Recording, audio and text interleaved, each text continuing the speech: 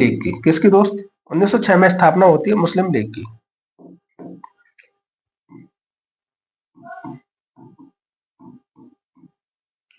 मुस्लिम league बनता है दोस्त। इसकी स्थापना कौन करता है? तो दोस्त आप इसके संस्थापक बता रहे होंगे।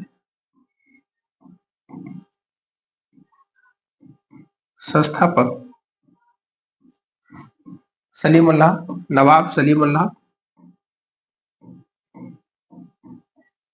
और एक दूसरे व्यक्ति थे दोस्त। इसके संस्थापक तो सलीमुल्लाह है, और दूसरे व्यक्ति जो उनके साथी थे वो इसके पहले अध्यक्ष बने। अध्यक्ष, तो उसका नाम था दोस्त आगा खां। क्या नाम था? आगा खां। दोस्त इसकी स्थापना कहाँ पे हुई? तो आप कहोगे इसकी स्थापना ढाका में हुई थी। स्थापना ढाका में। क्या है इसका हेडक्वार्टर है? तो दोस्त कहाँ बताएंगे आप लोग? ढाका में बता रहे हो, ठीक है। उसके बाद दोस्त 1906 के बाद आता है 1908, और 1908 में इसका सम्मेलन होता है अमृतसर में। कहाँ दोस्त? अमृतसर। अमृतसर में जो सम्मेलन होता है, तो यहाँ पे मुस्लिमों के लिए पृथक निर्वाचन की मांग की जाती है। किसकी? मुस्लिम लोगों के लिए पृथक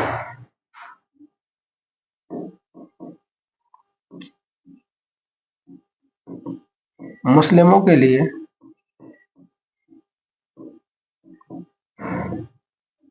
पृथक निर्वाचन। पृथक निर्वाचन का मतलब दोस्त क्या है? कि मुस्लिमों के लिए निर्वाचन का अलग से अधिकार दिया जाना, ठीक है। पृथक निर्वाचन की मांग की जाती है। पृथक निर्वाचन की मांग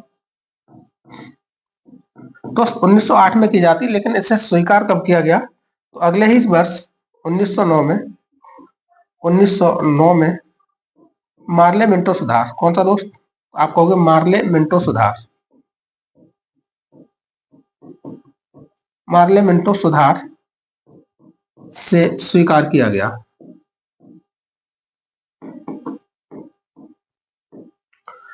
सुधार द्वारा स्वीकार किया गया। किसे दोस्त? पृथक निर्वाचन को, ठीक है।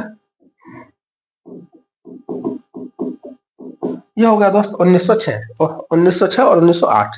इसके बाद दोस्त आता है 1930। कौन सा दोस्त? 1930। 1930 में इसका सम्मेलन होता है इलाहाबाद में। इलाहाबाद अधिवेशन। जैसे कांग्रेस के अधिवेशन हो रहे थे दोस्त, इसी तरह से इसके भी अधिवेशन हो रहे थे, ठीक है। जब इलाहाबाद में इसका अधिवेशन होता तो दोस्त यहाँ पे अध्यक्ष था मोहम्मद तैयब इकबाल, या मोहम्मद इकबाल लिख लो, मोहम्मद इकबाल। और दोस्त यहाँ पे पृथक राष्ट्र की मांग उठती है। पृथक राष्ट्र की मांग उठती है। पृथक राष्ट्र का मतलब क्या है?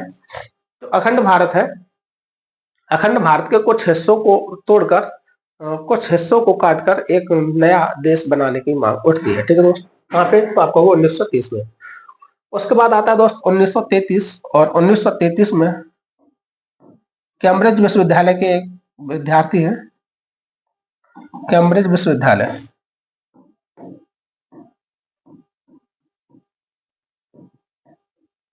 कैम्ब्रिज विश्वविद्यालय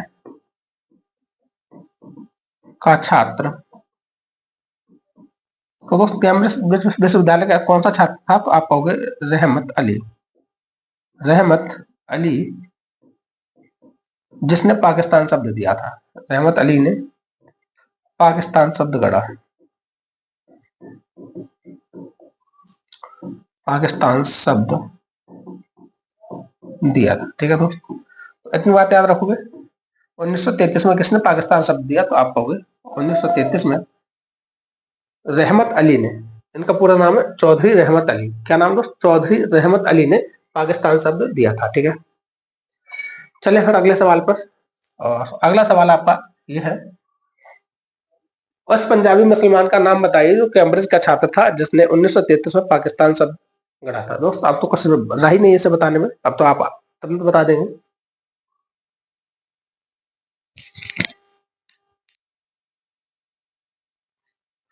तो दोस्त इस सवाल का सही जवाब क्या होगा? तो 1933 में कौन व्यक्ति था जिसने पाकिस्तान शब्द गढ़ा था? तो खान रहमत खान। दोस्त खान रहमत खान नहीं होगा। अमानत अली नहीं, नुसरत फतेह अली, चौधरी रहमत अली। कौन था दोस्त? वो चौधरी रहमत अली था। ठीक है, कोई दोस्त यहाँ तक कोई दिक्कत आपको? अब दोस्त इसका एक सम्मेलन होता है मुस्लिम लीग का, मुस्लिम लीग का सम्मेलन या का अधिवेशन 1943 का, 1943 का मुस्लिम लीग का अधिवेशन। तो दोस्त इस समय इसका अध्यक्ष कौन था? तो इस समय अध्यक्ष बना था इसका जिन्ना। कौन? जिन्ना बना था।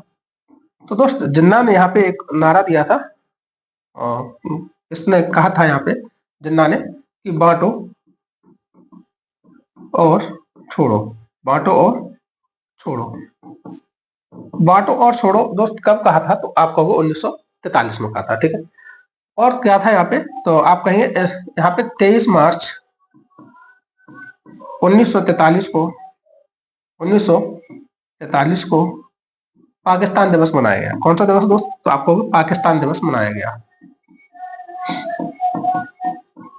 पाकिस्तान दिवस मनाया गया।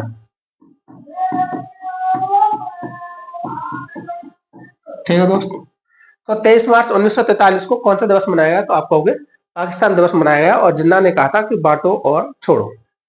जैसे कल आपको बताया था 1946 में क्या कहा था? विभाजित भारत या नष्ट भारत। क्या कहा था दोस्त? विभाजित भारत या नष्ट भारत 1946 में कहा। तो 1943 में ये कहा था कि बांटो और छोड़ो। ठीक है दोस्त, चलते हैं अगले सवाल की तरफ। और अगला सवाल आपके सामने है कि दिल्ली दरबार में डैश